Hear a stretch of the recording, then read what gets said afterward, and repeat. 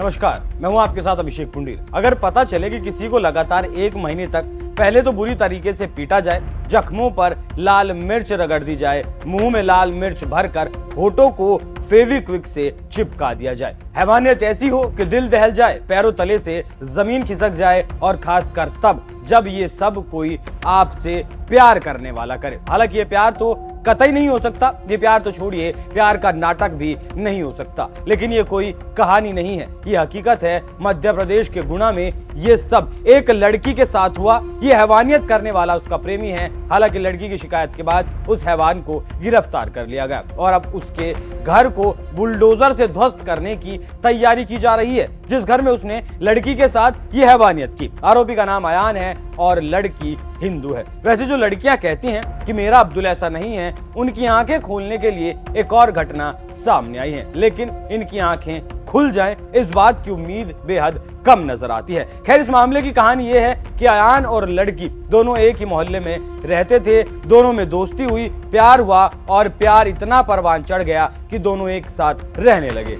लड़की को लगा कि ये प्यार है, लेकिन अयान की नजरें तो हकीकत में उसकी प्रॉपर्टी पर थी। वो लड़की की प्रॉपर्टी को हड़प लेना चाहता था और जब इस बात की भनक लड़की को लगी तो लड़की ने उससे दूर होने की कोशिश की, लेकिन अयान उसे कहां जाने देने वाला था। अयान ने लड़की को एक छोटे से कमरे में बंद कर दिया, 1 महीने तक बंद रखा, वहां यातनाएं दी, मारपीट की, प्लास्टिक के पाइप से पीटा करता था, बेल्टों से पीटा करता था। हर वो यातना दी गई जो दी जा सकती थी, हर वो कोशिश की गई जिससे कि लड़की अपना मकान उसके नाम कर दे, लेकिन लड़की ने ऐसा नहीं किया। इस बात से अयान पठान गुस्से की आग में भर गया और 17 अप्रैल की रात उसने वो किया जिसने हैवानियत के सारे पैमाने तोड़ दिए। लड़की के जख्मों पर नमक मिर्च रगड़ दिया, आंखों में लाल मिर्च का पाउडर झोंक दिया, मुंह में लाल मिर्च भरकर होठों को फेविक्विक से चिपका दिया। लेकिन लड़की किसी तरह से उसके चंगुल से छूटी और पुलिस के पास पहुंची। पुलिस ने फौरन लड़की को इलाज के लिए अस्पताल में भर्ती करवाया। मौत के मुंह से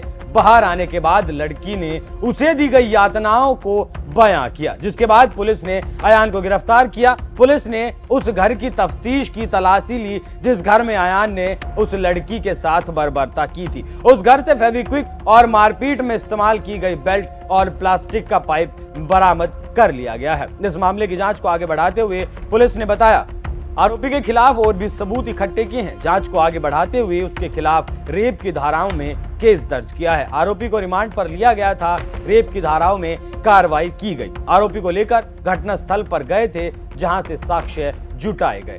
पुलिस की कार्रवाई के बाद नगर पालिका की टीम ने भी अयान के घर के बाहर नोटिस चिपका दिया, क्योंकि जांच में पता चला कि उसका घर सरकारी जमीन पर बना है, जिसे अब बुलडोजर से ध्वस्त किया जाएगा। हालांकि मामला 2 समुदाय के बीच का होने के कारण तनाव बना हुआ है, जिसे लेकर प्रशासन भी अलर्ट मोड पर है। लेकिन आखिर में फिर से सवाल यही उठता है कि आखिर कब तक इन अब्दुल, अयान, फैयाज के हाथों हिंदू लड़कियां शिकार बनती रहेंगी? क्योंकि एक दिन पहले कर्नाटक से भी ऐसा ही मामला सामने आया था, जिसमें फैयाज ने कॉलेज कैंपस में हिंदू लड़की को चाकुओं से गोद दिया था, क्योंकि उस लड़की ने उस फैयाज से शादी करने से इनकार कर दिया था। लड़की के पिता कांग्रेस के ही पार्षद हैं, कर्नाटक में कांग्रेस की ही सरकार है, लेकिन कुछ लोग इसे जिहाद मानने के लिए तैयार नहीं और कर्नाटक सरकार भी लगभग इस मामले पर बैकफुट पर नजर आ रही है। लव जिहाद मानने के लिए तैयार नहीं है, और अगर ये जिहाद नहीं है तो फिर क्या है? ये हैवान हिंदू लड़कियों की जिंदगियों को लगातार लील रहे हैं, लेकिन फिर भी लड़कियां समझने के लिए तैयार नहीं।